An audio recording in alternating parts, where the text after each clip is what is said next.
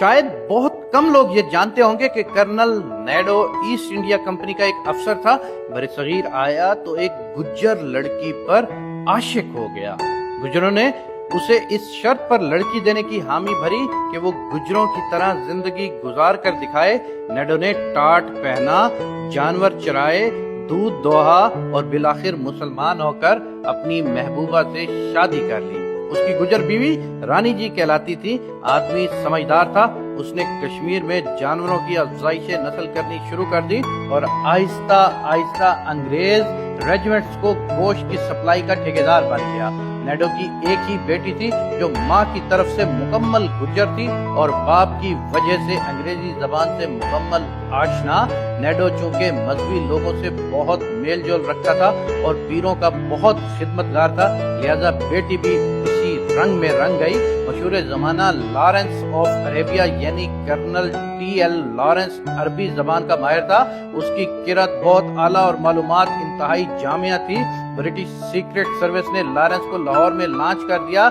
جلدی مکہ کے بزرگ کی شہرت پھیل گئی، لوگ بہت بڑی تعداد میں آنے لگے اور کرنل لارنس انہیں اپنے ڈھب یعنی جہاد بالسیف سے برگشتہ کرنے لگا۔ نیڈو اپنے کام کے سلسلے میں لاہور آیا تو اسے بھی ملنے کا اشتیاق ہوا۔ خدمت میں حاضر ہوا تو جاٹوں والے لباس میں تھا۔ مکی شیخ سے اس درجہ متاثر ہوا کہ اپنی لڑکی ان کے حق میں دینے کی خواہش کا اظہار کر دیا اور یوں یہ لڑکی کرنل لارنس المعروف شیخ مکی کی بیگم بن گئی۔ کرنل لارنس کے پاس انگریز معتقدین بھی آتے تھے اور ان میں ایجنسی کے لوگ بھی تھے جن سے شیخ مکی اکیلے ملاقات فرماتے تھے۔ شادی کے چند دن بعد ایسی ہی ملاقات میں شیخ مکی نے نئی زوجہ کو مہمانداری کے لیے کہا۔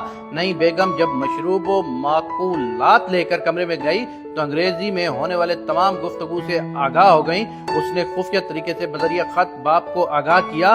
باپ فوراً لاہور پہنچا، بیٹی سے ملا اور پھر کرنل لارنس سے مل کر اپنا سابقہ تعارف کرا کر بیٹی کو طلاق دینے اور باپ کے ساتھ بھیجنے کا مطالبہ کیا۔ کرنل لارنس نے نیڈو کو خاموش رہنے اور برٹش امپائر کی خدمت کا کہا۔ نیڈو یہاں سے مایوس ہو کر رستم زماں بولو پہلوان کے والد کے پاس پہنچا اور تمام رام کہانی کہہ ڈالی۔ امام بخش پہلوان سچا عاشق رسول تھا۔ شاگردوں کے ساتھ ساتھ شیخ مکی کے پاس جا پہنچا۔ شیخ مکی نے اسے درخور اعتنا نہ جانتے ہوئے دھمکیاں دی اور دفع ہو جانے کو کہا۔ پہلوان نے شیخ کو اٹھایا اور دادا دربار کے سامنے برکت کے درخت سے الٹا لٹکا دیا کہ جب تک لڑکی کو نہیں چھیڑو گے اور توبہ کر کے واپس نہیں جاؤ گے یوں ہی لٹکے رہو گے۔ 24 گھنٹے بعد کرنل لارنس نے ہتھیار ڈال دیے۔ لڑکی کو طلاق دلوا کر نیڈو کے ساتھ بھیج دیا گیا اور لارنس کو انگریز ریزیڈنٹ کے حوالے کر دیا گیا جسے فوری برطانیہ بھیج دیا گیا۔ کرنل نیڈو کی لڑکی واپس کشمیر پہنچی تو کچھ عرصے بعد اس کی شادی شیخ عبداللہ سے کر دی گئی۔ یوں یہ لڑکی بیگم اکبر جہاں عبداللہ کہلائیں جن کا بیٹا فاروق عبداللہ بعد میں کشمیر کا وزیر اعلیٰ بنا۔ نیڈو کے خاندان نے لاہور اور کشمیر میں شاندار ہوٹلز کے بزنس میں خوب نام کمایا۔ شاید بہت کم لوگ یہ جانتے ہیں کہ لاہور کے موجودہ آواری ہوٹل کی جگہ پہلے نیڈو ہوٹل ہوا کرتا تھا اور اب اس کا نام آواری ہوٹل ہے۔